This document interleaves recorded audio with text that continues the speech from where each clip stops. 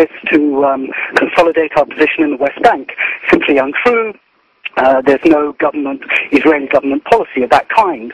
Interestingly, Ariel Sharon told the Israeli press today that getting out of Gaza protected the Israeli Jewish settlement blocks in the West Bank.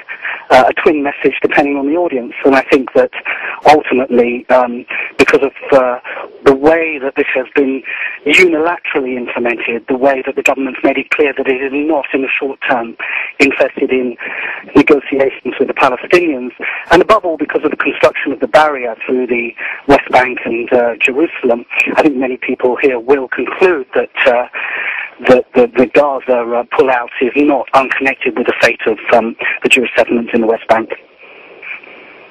This is Democracy Now! As we wrap up with Chris McGreal from Gush Katif settlement in the Gaza Strip. What do you expect will happen now? Well, I think one of the things that's most interesting about this is that for all of the dramatic pictures that have been played out, particularly to the Israeli public, showing settlers weeping in the arms of weeping policemen and weeping soldiers, and the attempt to project this as a huge national trauma and as enormously difficult and coincidentally, probably not able to be carried out in the West Bank, is the fact that it has actually been rather untraumatic in a national sense. I mean, obviously for people leaving their homes after 20 years, whatever the reason they were here, it's very difficult. But at the same time, most are going, and going without some great protest, or physical protest. And I think that that won't go unnoticed by the rest of the Israeli public when the time comes to try and negotiate the fate of the West Bank.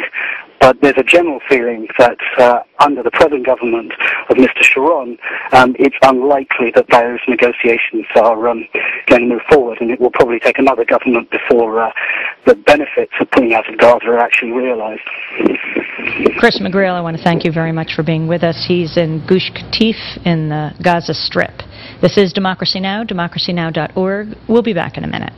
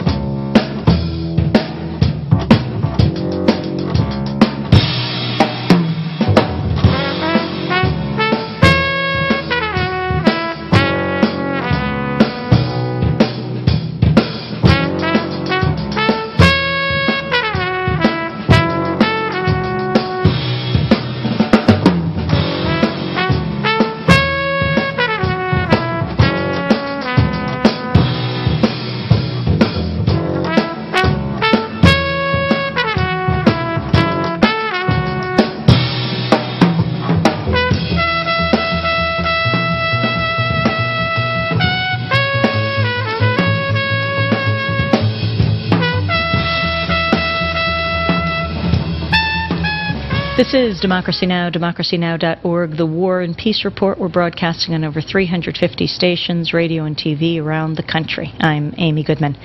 In our next segment, we'll have a debate between a Palestinian professor, director of Middle East Studies at the University of Michigan, Dearborn, and the head of the Zionist Organization of America.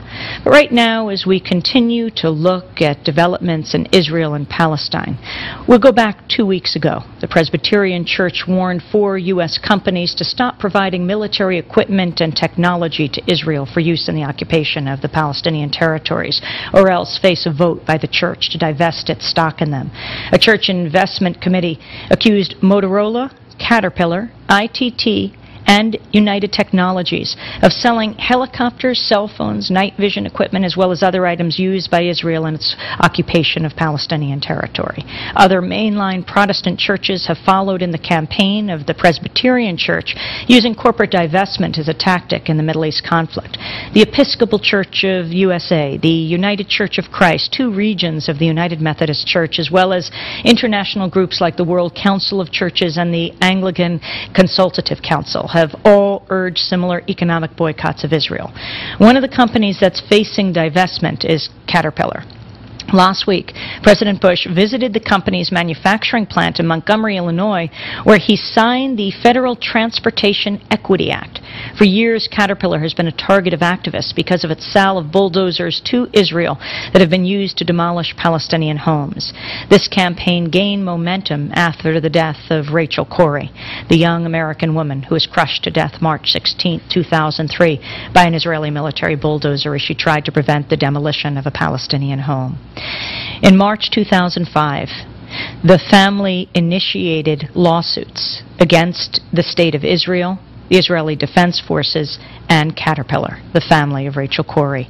Subsequently, they've been joined by Palestinian plaintiffs in the suit against Caterpillar.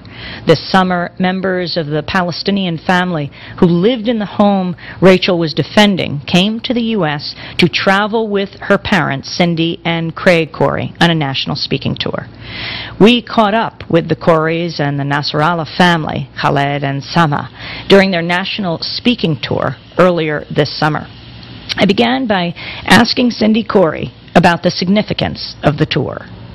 When Rachel sent emails to us from Rafah in Gaza, one of the things that she said was that it was important to bring Palestinian voices directly to the people of the United States rather than having their voices filtered through the voices of well-meaning internationals such as herself.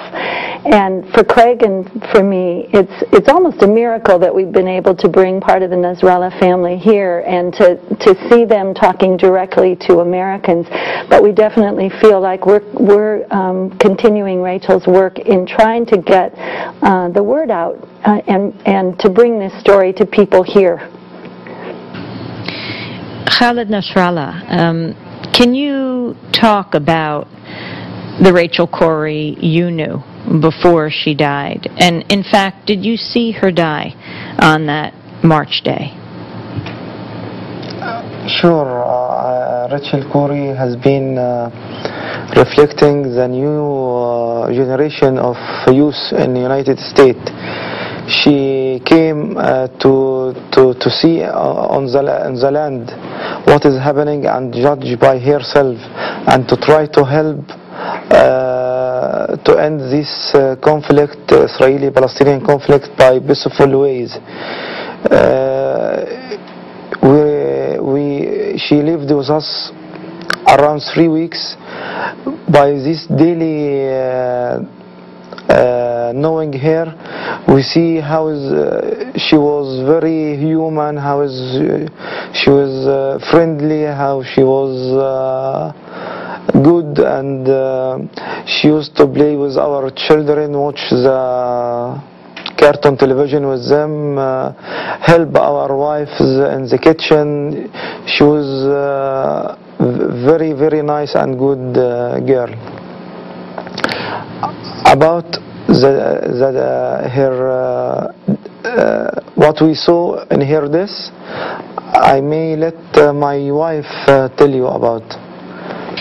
Sama Nasrallah.